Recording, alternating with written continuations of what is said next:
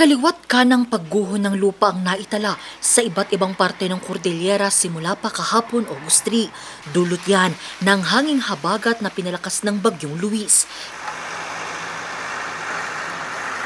Dahil dito, apektado ang daloy ng trapiko. Isinara kasi ang Lubas Ambyong Road matapos humambalang sa kalsada ang bulto ng pinaghalong bato't lupa. Ang ilang driver na pilitang umikot sa town proper ng La Trinidad. Kagabi pa sarado sa kaya lang, sabi nung nag-post kagabi ay kanina, passable naman siya with caution. Wala, baka balik na lang ako, hintayin ko na lang ma-open kasi pag mag-iikot ako, malayo.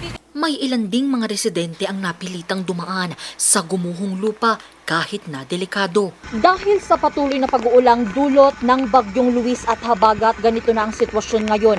Pansamantalang isinara sa mga motorista itong Lubas Ambyong Road matapos gumuho itong mga naglalakihang tipak ng bato na may kasamang lupa kahapon ng hapon. Kaya naman makikita natin dito sa aking likuran na puspusan na ang kanilang clearing operation.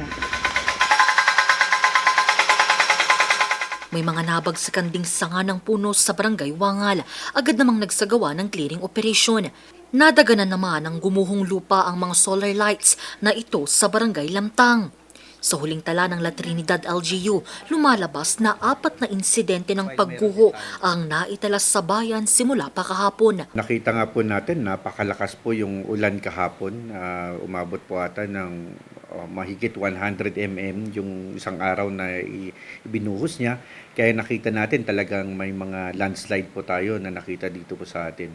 Ang pinakamalaki dito ay yung parte po ng Lubas Ambyong Road kung saan nahulog po yung mga boulders po ng mga bato doon sa may area.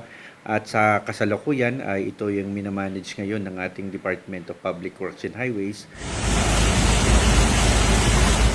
Sa pool naman sa video ang malakas na ragasan ng Bridal Veil Falls sa Tuba Benguet. Patuloy rin ang sinasagawang clearing operation sa Sitio Camp 2, Tuba Benguet matapos ang pagguho ng lupa't bato sa lugar.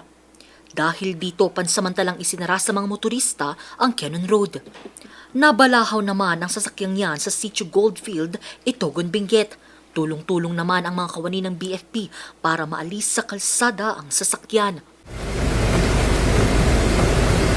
Binalot rin ng mud flow ang kahabaan ng Apayao Ilocos Norte sa Kabugao Apayao.